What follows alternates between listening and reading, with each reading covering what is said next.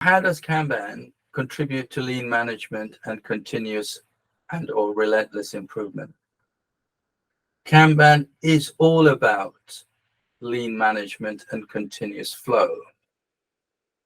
What Kanban is focused on is delivery of value and what is getting in the way of that, and focuses on improving the flow to achieve value.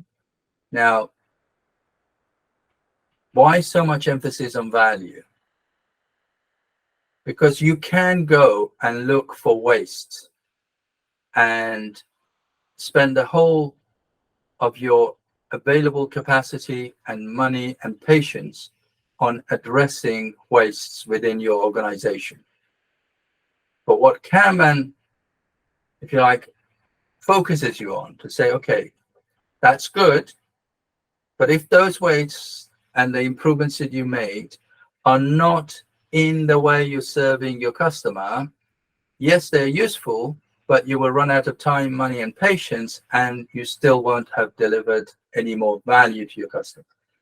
So focus on the value flow to your customer, the system that you have to go from a request, a demand, a trigger to it's being fulfilled and delivered to your customer, and look at that system and see where the value add steps are, where the delays are, what decision latency you have, how do you tackle and improve those, whether that is about decision latency, whether that's about knowledge that you're missing, third-party dependency, whatever is causing that, focus on those and improve it.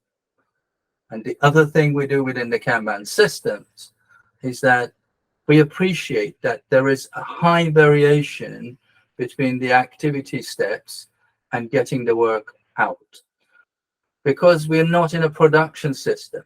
So it's not about every step will take whatever it is, seconds, milliseconds, hours.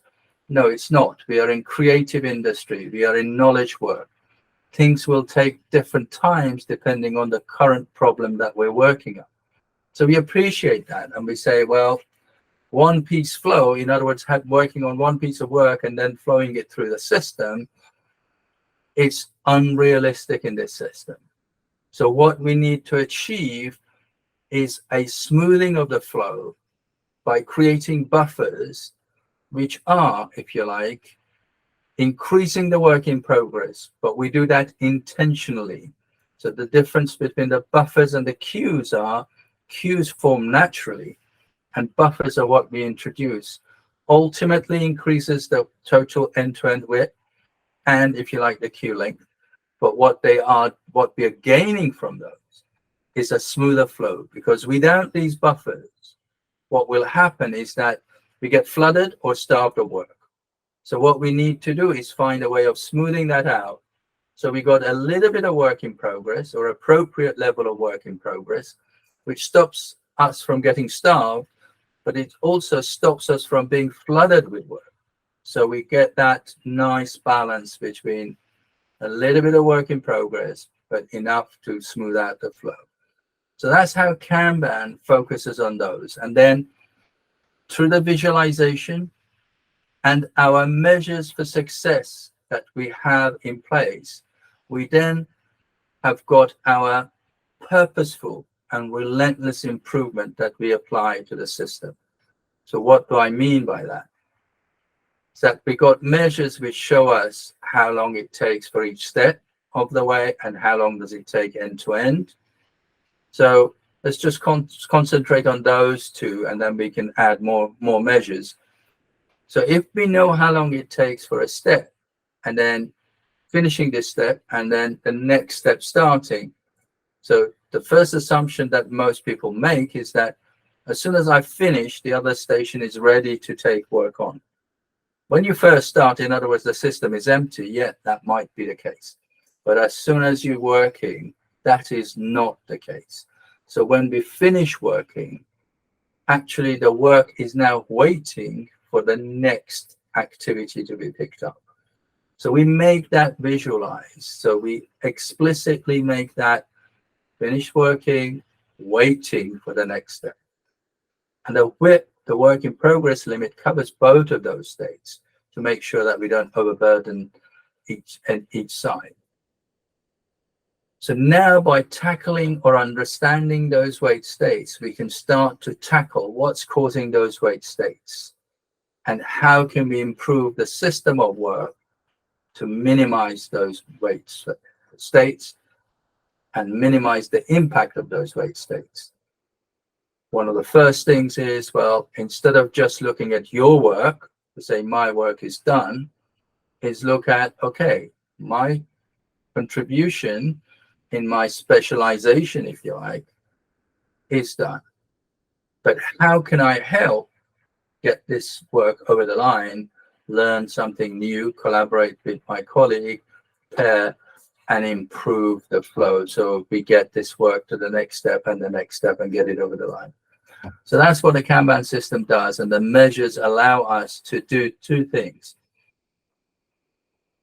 First of all, is understanding the delivery capability of the system of work.